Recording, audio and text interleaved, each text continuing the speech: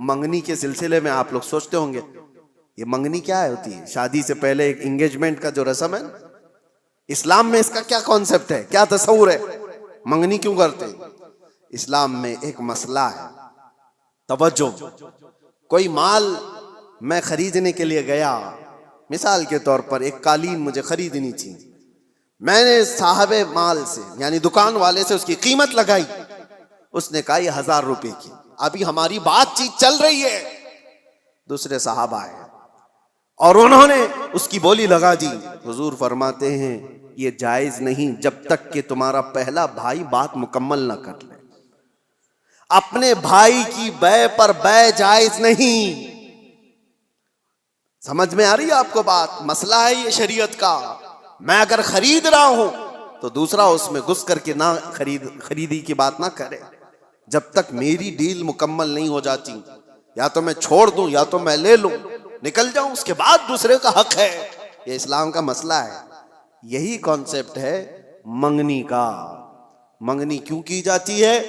کسی لڑکی کو آپ نے دیکھا، پیغام نکاح بھیج دیا اور لڑکی نے قبول کر لیا، شادی ابھی نہیں ہوئی، اور یہ اعلان کیا جا رہا ہے، اللہ کے نبی صلی اللہ علیہ وسلم نے فرمایا تمہارے بھائی نے کسی لڑکی کو نکاح کا پیغام بھیج دیا ہے تو اپنے بھائی کے پیغام پر پھر کوئی دوسرا آدمی پیغام بھیج نہیں سکتا، حرام ہے اس کے لیے۔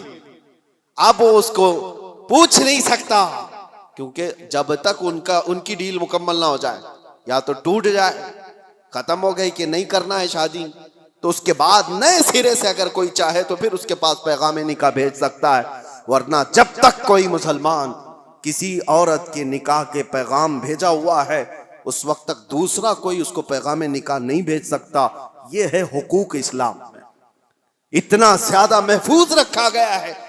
حیرت کی بات یہ ہے کہ مسلمان آج کم علم ہو گئے، جاہل ہو گئے، پڑھتے نہیں ہیں، ورنہ تمہارے دین میں اللہ تعالیٰ نے کوئی کمی نہیں رکھی، کوئی ایک ادنا سا شائبہ بھی نہیں ہے۔ یہ وہ دین ہے جس کی شروعات ہوتی ہے الف لام میم ذالک الکتاب لا ریب فیہ۔ یہ وہ عظمت والی کتاب ہے جس میں شک کی گنجائش ہی نہیں۔ آؤ میرے عزیزو، مصطفیٰ کریم صلی اللہ تعالیٰ علیہ وسلم کے قدموں میں اس دین سے بہتر دستور تمہیں کائنات میں کہیں نہیں ملے گا، اس سے بہتر زندگی تمہیں کہیں نہیں ملے گی۔ جانوروں والی زندگی یہاں نہیں ہے جو انسان کو آج فیشن کے نام پر اٹھا کر کے بازار کی زینت بنایا گیا ہے، بلکہ یہاں میں سچ بتاؤں لوگوں نے میٹل تو بنا کر ترقی کی ہوگی، ایروپلین تک بنایا ہوگا، کمپیوٹر بنایا ہوگا، موبائل بنایا ہوگا، لیکن مدینے کے تاجدار نے انسان بنائے ہیں، انسان بنائے ہیں، اور انسان بنانا کائنات کا سب سے بڑا چیلنج ہے۔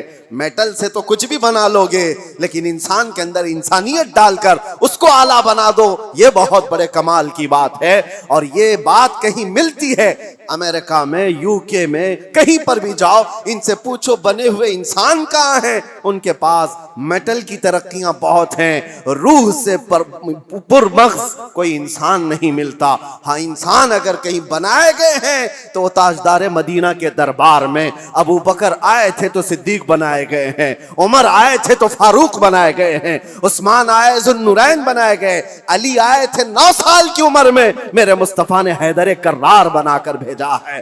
انسان بنائے گئے ہیں، اپنے آپ کو بھی انسان بناؤ تو آؤ میرے مصطفیٰ کریم کے قدموں میں اٹھو، قوت عشق سے ہر پست کو بالا کر دو، دہر میں نام محمد سے اجالا کر دو۔